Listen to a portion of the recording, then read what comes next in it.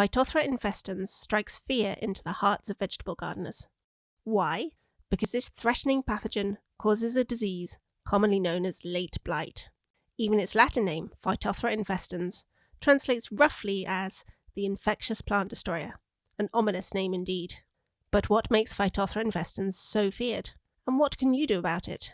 Phytophthora infestans is an Oomycete, which is a water-loving, fungus-like organism. Although I'm risking getting a bit too technical here, it's worth noting that by itself, Phytophthora infestans is not technically a disease.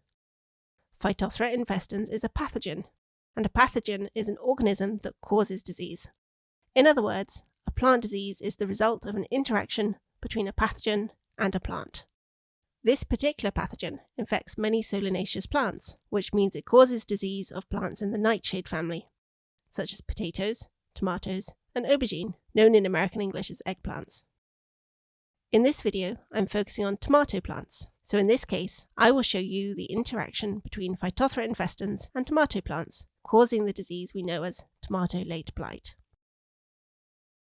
I'm first going to help you learn how to diagnose tomato late blight. I'll then give you 6 important steps you can take to prevent tomato late blight ruining your tomato harvest in future years. First of all, how does the pathogen Phytophthora infestans spread and cause late blight of tomato? Phytophthora infestans spreads by producing several different types of infectious spore. Some of these Phytophthora infestans spores live only a few days and spread by being carried by wind or water. These wind or water carried spores are the main route of infection in the UK. However, a different Phytophthora infestans spore type, called oospores, can survive for years. These oospores bunker down in the ground or in the potting mix, stealthily lying in wait to infect a new plant. If you want to read up on these spores, I've linked to some scientific papers below. So, back to the video. So how do you know if you have late blight on your tomatoes? Let's take a look at the first symptoms. To initiate infection, Phytophthora infestans spores need to come into contact with a wet plant surface and temperatures of about 12 to 18 degrees Celsius or 54 to 65 degrees Fahrenheit. That's why late blight of tomato plants is such a common problem in the wet weather which you often see in the second half of the UK summer. The very first symptoms you might spot are dark brown or black water-soaked patches or lesions on the stems of your tomato plant. You may also spot some brown wilted patches on the leaves of the tomato plant.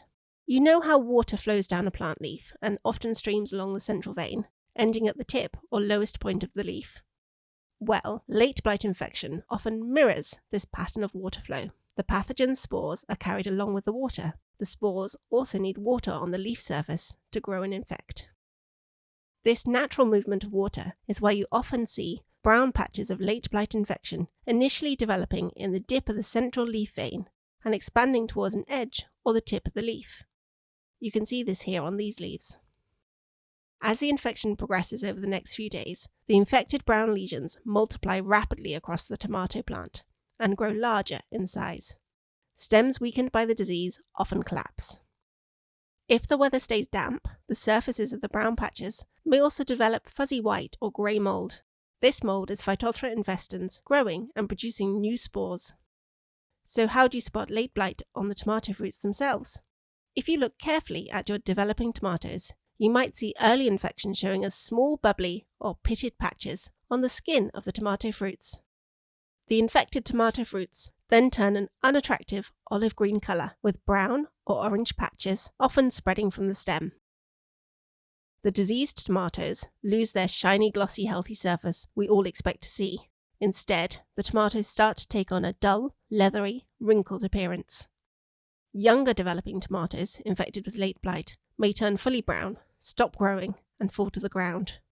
You may even see the same white or grey fuzzy mould-like growth on the surface of the fruit, not just on the leaves and the stems. So how quickly does infection progress?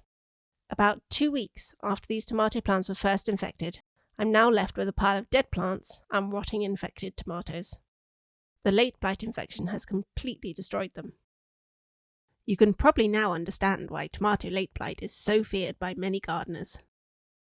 You might ask, and people often do ask, is it safe to eat tomatoes off late blight infected plants? The answer is maybe. If the fruit are not showing any symptoms of infection, then yes, you may be able to pick and salvage some of your tomato crop. However, there are likely to be spores on the surface of the apparently healthy tomato fruit. These will quickly lead to infected, rotten tomatoes. Therefore, make sure to wash, dry, and then use these fruit promptly, even if they're still unripe and green. So recipes like green tomato chutney could be your new friend. But remember, for all food safety questions, do your own research, and if in doubt, throw it out. So can you control tomato late blight and stop it from destroying your tomato plants? The short answer is yes, you can certainly grow healthy, blight-free tomato plants in the UK if you follow these 6 steps. Step 1. Keep the leaves of your tomato plants as dry as possible. Remember I told you that this disease is caused by a water-loving organism, Phytophthora infestans? Keeping your tomato leaves dry means less risk of infection. If you can, growing your tomatoes in a greenhouse or under a shelter such as a plastic polytunnel is the most effective way to prevent late blight infection. Greenhouses provide a partial barrier to airborne spores and stop the tomato leaves from getting rained on. But whether your plants are indoors or outside, remember to water them down low at the base of the stem, not up near the leaves of the plant. Keep those leaves as dry as possible. Step 2. Improve the airflow through your plants.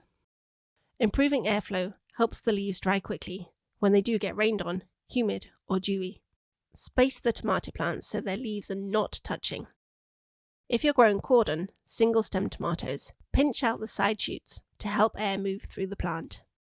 If the end of the summer is very wet, and you suspect, after learning from this video of course, that late blight infection is likely, you can cut off the lower leaves of the tomato plant to reduce the risk of infection. Some people go as far as taking off almost all the leaves at the end of the season. Remember, if you want to be crafty, keep your tomato plants drafty. Step 3. Remove and safely dispose of infected plants. Make sure to gather up all the infected plant material, including those fallen blight-infected tomatoes. Long-lived spores, the oospores, which are the ones that bunker down in the soil and the potting mix, can form in the infected plants. This means that tomato plants infected with late blight should not be added to your home compost. If you can, it's best to use your council's green waste scheme. Your council's composting gets hot enough to kill these hardy oospores. You could also dry and burn your infected plants if it's allowed where you live. Another option is deep burial of infected waste. This means digging in the ground below the level of most plant roots, which is about 40 centimetres deep, or about the distance from your fingertip to your elbow. Step 4. When you're growing a new crop of tomatoes, never reuse potting mix from previous tomato crops. Remember I said the pathogen can produce long-lasting spores which survive in the potting mix.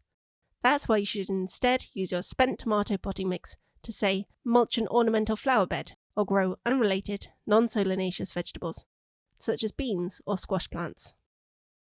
If you're growing tomatoes outdoors in the ground, remember to rotate your crops each year. This crop rotation will reduce the risk of other nasty pests and diseases as well. Step 5. Clean your tools and pots to remove any pathogen spores. Scrub off the visible dirt, then wash in a disinfectant, such as diluted Jay's fluid or diluted bleach, rinsing afterwards with clean water. Remember, wear waterproof gloves and safety glasses when you do this. Step 6. Finally, choose to grow blight-resistant tomato varieties. No cultivars are known to be fully immune to late blight. However, choosing a resistant variety can slow late blight infection and allow a good crop of tomato fruits, where the less resistant varieties will fail. The sassy-sounding burlesque, crimson blush, and cocktail crush are popular blight-resistant tomatoes. If you've grown a good blight-resistant tomato variety, please do tell me in the comments below. I'd love to hear your success story. Now you can feel confident diagnosing tomato late blight, and I hope that Phytophthora infestans no longer strikes fear in your heart.